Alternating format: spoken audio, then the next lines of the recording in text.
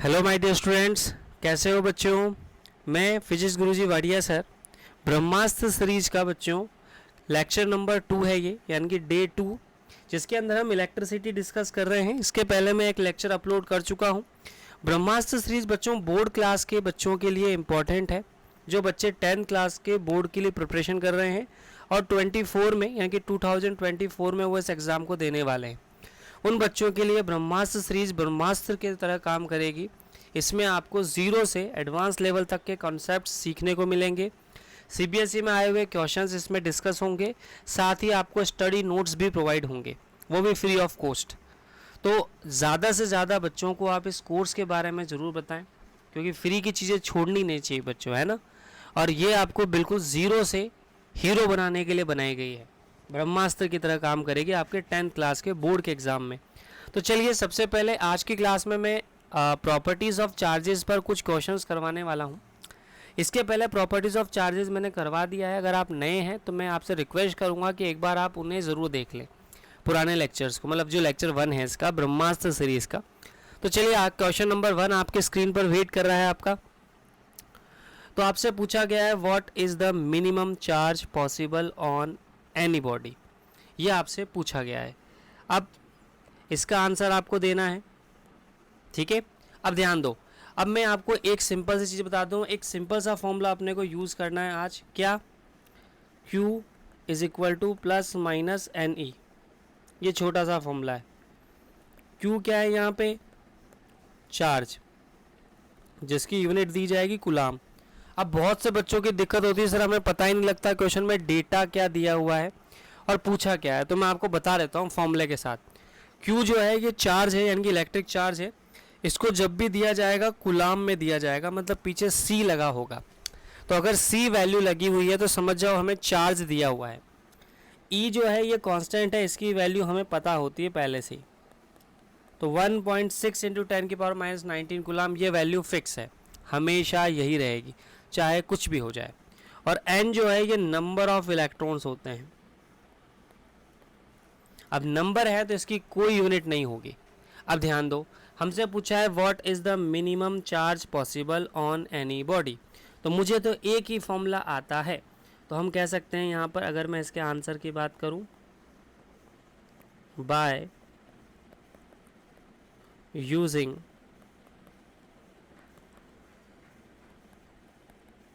कौन सी प्रॉपर्टी से बताया था मैंने ये फॉर्मूला? क्वांटाइजेशन ऑफ चार्ज से। तो Q इज इक्वल टू मेरे पास होता है एन ई। अब ये प्लस माइनस होता है दोनों। अब ध्यान दो, यहाँ पर n जो है वो इंटीजर होता है। क्या होता है? इंटीजर। मतलब n की वैल्यू हमारे पास क्या रखी जा सकती है? 1 2 3 4। प्रॉपर्टी क्या कहती है कि जो इलेक्ट्रॉन एक्सचेंज होंगे वो इंटीजर होने चाहिए। कैसे होने चाहिए? इंटीजर। इंटीजर होने का मतलब क्या है? यानी कि पॉइंट में या फ्रैक्शन में आंसर नहीं आएगा। अब ध्यान दो, n की मिनिमम वैल्यू कितनी हो सकती है? 1, क्योंकि एक से छोटा इलेक्ट्रॉन दे पाना पॉसिबल नहीं है। मिनिमम एक ही इलेक्ट्रॉन दिया जा सकता है। तो हमारे पास Q मिनिमम भी कितना आ जाएगा? N की जगह 1 पुट कर दो सर, प्लस माइनस ई, प्लस माइनस ई। ई की वैल्यू कितनी? 1.6 इंटू 10⁻⁻19 कूलाम। ये हमारे पास ई है, 1.6 इंटू 10⁻⁻19 कूलाम। तो मिनिमम चार्ज पॉसिबल भी ये है। अच्छा, इसी चीज़ को एक और तरह से पूछा जा सकता है आपसे, स्मॉलेस्ट यूनिट ऑफ चार्ज। अगर आपसे पूछा जाए कि नहीं आप तो स्मॉलेस्ट यूनिट ऑफ चार्ज बताओ, तो स्मॉलेस्ट यूनिट ऑफ चार्ज में हमारे पास प्लस माइनस 1.6 इंटू 10 की प्लस माइनस नहीं आएगा यहाँ पे, क्योंकि यूनिट है ये। तो ये हमारे पास आ जाएगा 1.6 इंटू 10⁻⁻19 कूलाम। ये हमारे पास स्मॉलेस्ट यूनिट है। तो अगर आपसे पूछा जाए कि स्मॉलेस्ट यूनिट ऑफ चार्ज बताओ, तो आप ये आंसर देंगे। अच्छा, अब बच्चों के मन में क्वेश्चन आता है, सर स्मॉलेस्ट है तो क्या लार्जेस्ट भी है क्या? हाँ, लार्जेस्ट यूनिट भी है। अगर लार्जेस्ट यूनिट आपसे पूछी जाए तो लार्जेस्ट यूनिट ऑफ चार्ज क्या होती है? फैरेड है। अब ये साइंटिस्ट के नाम पे है, फैरेड। तो लार्जेस्ट यूनिट फैरेड है और स्मॉलेस्ट यूनिट जो है वो क्या है हमारा? ई यानी कि 1.6 इंटू 10⁻⁻19 गुलाम। तो दो चीज़ें आपको इसमें सीखने को मिली कि मिनिमम चार्ज कितना हो सकता है प्लस माइनस ई, क्योंकि एन की मिनिमम वैल्यू 1, और एक फॉर्मूला मैंने आपको लर्न करने के लिए अभी अभी बोला है Q is equal to n e. ये फॉर्मूला इतने क्वेश्चन अपन करेंगे कि आपको ये फॉर्मूला वैसे भी याद हो जाएगा, ये मेरा विश्वास है, और विश्वास है तो फिर सब कुछ खास है। ठीक है, तो चलिए अपन करते हैं नेक्स्ट क्वेश्चन की ओर। ये रहा आपकी कंप्यूटर स्क्रीन पर नेक्स्ट क्वेश्चन। थोड़ा केबीसी वाला फील लेते हैं, ठीक है, तभी तो मज़ा आएगा, केबीसी खेलेंगे तभी तो देखो क्वेश्चन नंबर 2 है आपके पास, find total number of electron exchange to get 1 coulomb of charge. अब देखो मैंने क्या कहा था आपसे, क्वेश्चन में डेटा कैसे पहचाने, यूनिट के आधार पे। यूनिट क्या दी हुई है हमें यहाँ पे, कूलम। क्या दी हुई है, कूलम, यानी कि सी दिया हुआ है, तो हम समझ सकते हैं यहाँ पर गिवन हमारे पास क्या है, क्यू हमें दिया हुआ है कितना, 1 कूलम। क्लियर। ई की वैल्यू तो पहले से फिक्स है 1.6 इंटू 10⁻⁻19 कूलम। एन जो है वो हमसे पूछा है, नंबर ऑफ इलेक्ट्रॉन्स हमसे पूछे हैं। बस बाय यूजिंग, अच्छा मैं आपको बोर्ड में लिखने का तरीका भी साथ के साथ बता रहा हूँ, quantization of charge, Q is equal to मेरा हो जाएगा प्लस माइनस एन ई। ठीक है, तो यहाँ से वैल्यू पुट करो तो Q की वैल्यू हमारे पास आ जाएगी। अच्छा मुझे तो N निकालना है ना यहाँ पे, तो मैं यहाँ पे, तो यहाँ से मेरे पास N कितना आ जाएगा, तो N मेरे पास आ जाएगा Q अपॉन E, कितना आ जाएगा, तो बस N हमारे पास हो जाएगा Q की वैल्यू 1, E की वैल्यू 1.6 इंटू 10⁻⁻19। पॉइंट हटाएंगे तो ज़ीरो लगेगा, 19 को ऊपर लेके जाओ तो 10/16 इंटू 10⁻19। अच्छा 10 16 से डिवाइड होता है क्या, नहीं होता सर, तो हम एक काम करते हैं, एक ज़ीरो इधर से उधार ले लेते हैं, तो ये 100 हो जाएगा, नीचे 16 है और यहाँ पर बचे 19 थे, एक दे दिया इसने, 18 बचे। अब 100 16 से डिवाइड करोगे तो ये वैल्यू आएगी अपने पास 6.25 इंटू 10⁻18, यानी कि इतने इलेक्ट्रॉन एक्सचेंज होने चाहिए तब जाकर एक कूलम चार्ज आएगा। अब यहाँ पर इसको इस तरह से भी बोला जा सकता है, यानी कि मैंने पॉइंट हटा दिया, 2 ज़ीरो आगे बढ़ा दी, तो 625 इंटू 10⁻16, यानी कि लगभग 625 के पीछे 16 जीरोज़ लगे हुए हैं। इतने इलेक्ट्रॉन आपको देने पड़ेंगे, अगर प्लस चार्ज हैं तो देने पड़ेंगे, माइनस चार्ज है तो लेने पड़ेंगे। ठीक है, तो इतने चार्ज हमें एक्सचेंज करने पड़ेंगे जब भी हम किसी बॉडी को चार्ज करते हैं, यानी कि अगर मुझे 1 कूलम ऑफ चार्ज चाहिए तो। अब ये सीबीएसई में एक बार पूछा जा चुका है, 1-2 बार आ चुका है क्वेश्चन ये सीबीएसई में। अब इसी तरह के 1-2 क्वेश्चन और कर लेते हैं। चलो नेक्स्ट क्वेश्चन, क्वेश्चन नंबर 3। अब देखो माइनस चार्ज है तो आपको गेन पूछा है, कितने इलेक्ट्रॉन गेन किए उसने, -5 कूलम चार्ज को अचीव करने के लिए।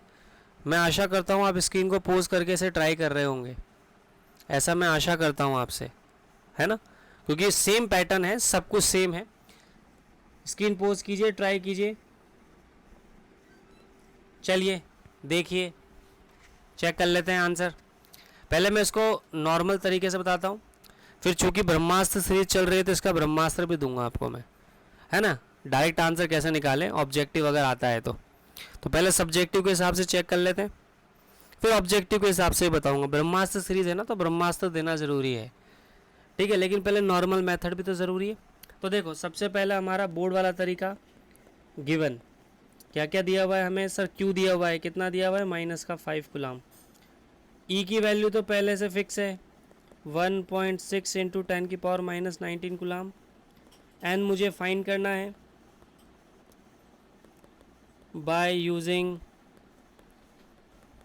Quantization of charge. अब मैं थोड़ा सा एक स्टेप आ गया, n is equal to q by e लिख दूँ, बुरा तो नहीं लगेगा आपको, n is equal to q by e रख दूँ तो नहीं लगना चाहिए ना यार, अपन ने इक्वेशन कर लिया इसके ऊपर। तो एन मेरे पास कितना हो जाएगा, देखो क्यू की जगह क्यू की वैल्यू रख दो 5, और ई की जगह ई की वैल्यू रख दो 1.6 इंटू 10 की पावर माइनस 19। अगेन पॉइंट हटाएंगे, ऊपर 50 हो जाएगा, नीचे 16 इंटू 10 की पावर 19। अब 50 को 16 से डिवाइड करो, 50 को 16 से डिवाइड करो, करो कितना आएगा। तो हमारे पास देखो यहाँ से मैं इसको सॉल्व करने पर जो वैल्यू मेरे पास आएगी बेसिकली जो भी आएगा 10 की पावर 18 में, सॉरी 19 में। अब हमारे पास यहाँ पर आंसर कितना बनेगा, कैलकुलेट करो कैलकुलेटर से। करूँ मैं भी, चलो मैं भी ट्राई करता हूँ कितनी वैल्यू आ रही है इसकी। फिर वैसे आप इसको दे सकते हो इसमें फ्रैक्शन में भी, तो 50/16 लगभग ये 3.125 के करीब आ रहा है, 3.125। तो नंबर ऑफ इलेक्ट्रॉन मेरे पास कितने आ गए, 3.125 इंटू 10 की पावर 19। ये था नॉर्मल तरीका। अब जो कि हमारे सीरीज़ का नाम है, क्या नाम है सीरीज़ का, ब्रह्मास्त्र सीरीज़। तो ब्रह्मास्त्र सीरीज़ है तो ब्रह्मास्त्र भी देता हूँ मैं। तो इसका ब्रह्मास्त्र देखो, अब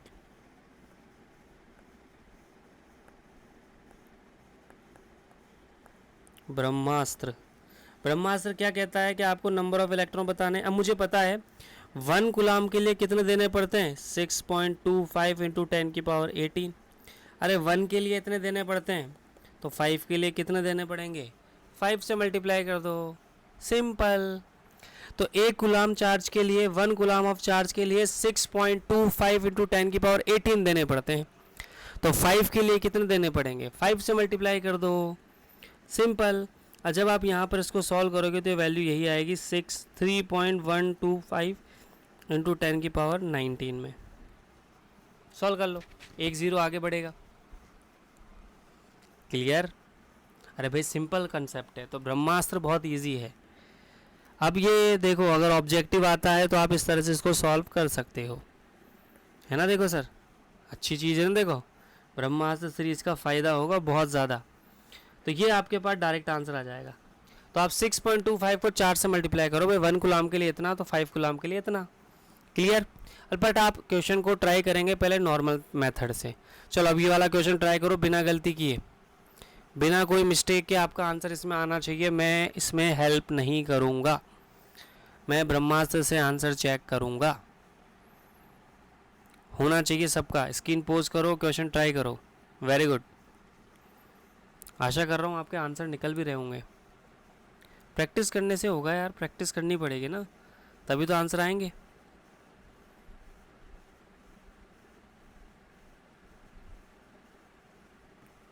चलो देखो चेक कर लेते हैं। अब देखो यहाँ पे अगेन वही चीज़, Q हमारे पास कितना दिया हुआ है, 5/9। E की वैल्यू 1.6 इंटू 10 की पावर माइनस 19। N हमें बताना है, तो N is equal to Q/E। तो मेरा आ जाएगा 5/9 इंटू 1.6 इंटू 10 की पावर 19। मैं डायरेक्ट लिख दिया, पॉइंट हटाएंगे 0 लगेगा। तो यहाँ पर मेरा आ जाएगा 50/16 डिवाइड बाई 9 इंटू 10 की पावर 90। देखो 50/16 की वैल्यू अभी भी पर निकाल कर आए हैं कितनी, 3.125 डिवाइड बाई 9 इंटू 10 की पावर 19। इतने इलेक्ट्रॉन लगेंगे। ओके, ब्रह्मास्त्र से निकालें। ब्रह्मास्त्र पर बहुत बार ब्रह्मास्त्र से बच्चों की आदत ख़राब हो जाती है यार। बच्चे नॉर्मल मेथड ट्राई ही नहीं करते, उनको लगता है बस हाँ ठीक है नॉर्मल ज़िंदगी तो क्या करने अपने को, तो अपन तो सीधा ब्रह्मास्त्र ही चलाते हैं। तो ब्रह्मास्त्र से नंबर ऑफ इलेक्ट्रॉन निकालना है 5/9 इंटू 6.25 इंटू 10 की पावर 18। क्लियर। सॉल्व कर लो इसको, तो आराम से जो भी आपका आंसर आएगा 5 इंटू 6.25 डिवाइड बाई 9 इंटू 10 की पावर 18 में, ये हमारा आंसर आ गया। सॉल्व कर लेना इसको, जो भी आंसर आएगा। अब मैं कैलकुलेशन नहीं बताऊंगा, आप ट्राई करेंगे कैलकुलेशन। एक क्वेश्चन और करें, नेक्स्ट आगे बढ़े। ये अच्छे से क्लियर होना चाहिए। देखो मैं एक ही तरह के 2-3 क्वेश्चन करा रहा हूँ ताकि आपको कंसेप्ट क्लियर हो अच्छे से। चलो नेक्स्ट क्वेश्चन आपके पास ये रहा। अब थोड़ा सा तरीका बदल गया है, क्वेश्चन पढ़ो अच्छे से और दिमाग लगाओ इसमें। क्या कर सकते हैं इसका, मास पूछा है हमसे। क्या पूछा है हमसे, मास। चलो बहुत अच्छा, आपने ट्राई किया होगा। मैं आशा करता हूँ आपसे, जितने ज़्यादा ईमानदार आप रहेंगे अपने प्रति, उतना ही अच्छा ये ब्रह्मास्त्र सीरीज़ आपके लिए रिजल्ट निकाल के देगी। अगर बच्चा सिंसियरली इस ब्रह्मास्त्र सीरीज़ को अटेंड करता है तो ये मेरी गारंटी है उसके फिजिक्स में तो मार्क्स कम नहीं होंगे। ठीक है, चलो देखो इसमें। अब देखो सबसे पहले मैं थोड़ा सा यहाँ पर अब इसको ब्रह्मास्त्र से करेंगे अपन। चार्ज कितना है तो पहले नंबर ऑफ इलेक्ट्रॉन निकाल लेते हैं। तो एन मेरे पास कितना आएगा, 2.5 इंटू 6.25 इंटू 10⁻18। इतने इलेक्ट्रॉन एक्सचेंज होंगे। ठीक है, अब इतने इलेक्ट्रॉन एक्सचेंज होंगे, वैल्यू बता देता हूँ मैं आपको। 2.5 इंटू 6.25 लगभग ये आ जाएगा मेरे पास 15.625 इंटू 10⁻18।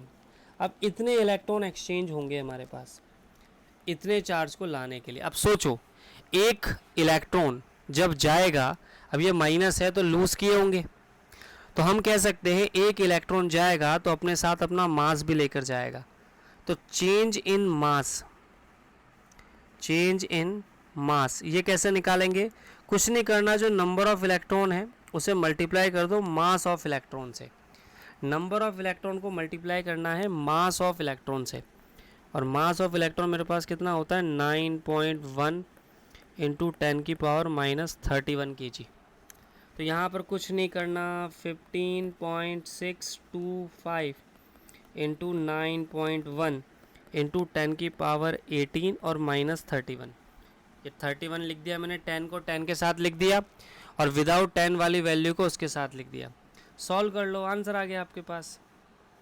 अब मैं यहाँ पर नॉर्मल ज़िंदगी से नहीं कर रहा हूँ इसको, मैं सीधा ब्रह्मास्त्र से कर रहा हूँ, क्योंकि अपने को इस क्वेश्चन में तो एटलीस्ट टाइम बचाना ही है ना यार। तो ये मेरे पास आ जाएगा, आगे वाली वैल्यू आएगी मेरे पास 142.1875। अब आप कहोगे सर ये तो आप कैलकुलेटर से कर रहे हो, तो आपको इतना डिटेल में नहीं जाना, आप बेसिक सा आंसर निकाल के बता दो उनको। ठीक है, और ये 10 की पावर में मेरा आ जाएगा 13 प्लस में आएगा ये। ठीक है, तो 10 की पावर 13 इतने मास में चेंज आएगा किलोग्राम में। तो चेंज इन मास निकालने का तरीका सिंपल सा है, मास ऑफ इलेक्ट्रॉन से मल्टीप्लाई कर दो जो नंबर ऑफ इलेक्ट्रॉन आपने निकाले हैं उसी को।